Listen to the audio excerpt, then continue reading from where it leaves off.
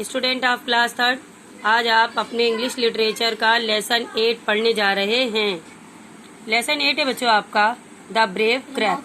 Brave मतलब बहादुर, crab मतलब केकड़ा, बहादुर केकड़ा। ठीक है बच्चों, आप देखिए स्टोरी स्टार्ट करते हैं। There were plenty of fishes. Plenty of fishes मतलब ज्यादा मात्रा में मछलियाँ, वहाँ पर ज्यादा मात्रा में मछलियाँ। एंड देयर फैमिलीज, और उनकी फैमिली इन अ पॉन्ड मतलब कि रहते थे एक तालाब के पास। ज्यादा मात्रा में मछलियाँ अपने परिवार के साथ रहती थी। There was no rainfall the whole year, यानी होल ईयर मतलब पूरे साल, वहाँ पर पूरे साल बारिश नहीं हुई। सो इसलिए the pond was drawing up. Drawing up मतलब सूखता जा रहा था, इसलिए तालाब जो था वो सूखता जा रहा था। There lived a crane near the pond यानी कि तालाब के पास एक क्रेन यानी कि सारस भी रहता था। इट वॉज वेरी कनिंग, ये बहुत चालाक था।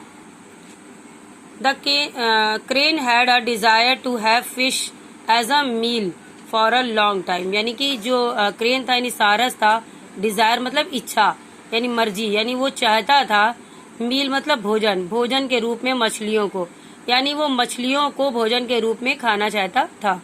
सो इसलिए it went to the fish and said, इसलिए वो मछली के पास गया और कहा, डियर फ्रेंड, प्यारी दोस्त, I am feeling very bad for you as there is no enough water in the pond, यानी कि इसने कहा कि प्यारे दोस्त, मुझे तुम्हारे लिए बहुत बुरा लग रहा है क्योंकि पॉन्ड में यानी तालाब में पानी नहीं है। Soon all the water will dry up and you will die, जल्दी ही ये सारा पानी सूख जाएगा और तुम मर जाओगे। There is a pond nearby with a lot of water, वहाँ पर एक दूसरी जगह मतलब नियर बाई यानी पास में ही एक पॉन्ड है यानी एक तालाब है जिसमें कि बहुत सारा पानी है। You all can shift there, तुम लोग वहाँ पर शिफ्ट हो सकते हो यानी कि वहाँ पर रह सकते हो। कम विथ मी, मेरे साथ आओ। And I shall take you there, और मैं तुम्हें वहाँ ले चलूंगा। द फिश आस्क्ड, मछली ने पूछा, आस्क्ड मतलब पूछा। आर यू श्योर, क्या तुम इस बात के लिए पक्के हो? अबाउट इट, इस बात के लिए तुम पक्के हो? श्योर मतलब पक्के, यानी कि तुम्हारी बात पक्की है। द क्रेन सेड, क्रेन ने कहा, सारस ने कहा, ऑफ कोर्स, हाँ सच में, वास्तव में। Can I can take one of you to other pond and show it to you, यानी मैं तुम में से एक को उस पॉन्ड पर यानी तालाब के पास ले जाऊंगा और दिखाऊंगा। शो मतलब दिखा दूंगा। Then you will have faith in me, faith मतलब विश्वास करना, तब तुम्हें मुझ पर यकीन होगा। द फिश एग्रीड, यानी मछली जो थी वो सहमत हो गई। And sent one fish with the crane, उसने सारस के साथ एक मछली को भेज दिया। सेंट मतलब भेज दिया। The crane showed the pond to the fish, अब जो था क्रेन ने यानी सारस ने मछली को तालाब दिखा दिया।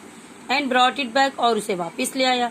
The fish told all it's friend, अब जो मछली थी उसने तालाब देखा और बहुत पानी था उसमें, तो उसने आकर अपने दोस्तों से बताया कि वहाँ पर the presence a lovely pond to all his friends, उसने अपने दोस्तों को उस प्यारे तालाब के बारे में बताया।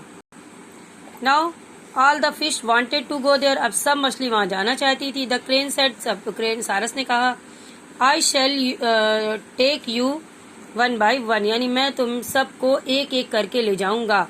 दे ऑल एग्रीड, वे सब सहमत हो गई। एग्रीड मतलब सहमत हो गई। The crane took a fish and flew away, उसने एक मछली को लिया और उड़ गया, मतलब कि फ्ल्यू अवे मतलब उड़ा ले गया।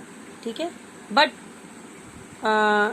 दिस टाइम, लेकिन इस समय, it did not take the fish to the pond, ये अब तालाब के पास मछली को नहीं ले गया। इट फ्ल्यू अ ट्री, ये एक मछली पेड़ के पास गया।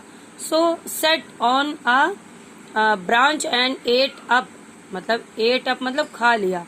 ये मछली को पेड़ की शाखा के पास ले गया और वहां बैठ करके उस मछली को खा गया। इन दिस वे, इस तरह से, the crane ate up all fish, इस तरीके से वो सारी मछलियों को खा गया, यानी कि एक एक को ले जाता और खा जाता था।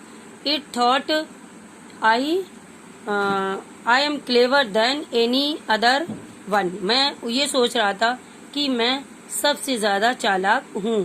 क्लेवर मतलब चतुर, मैं सबसे ज्यादा चतुर हूँ।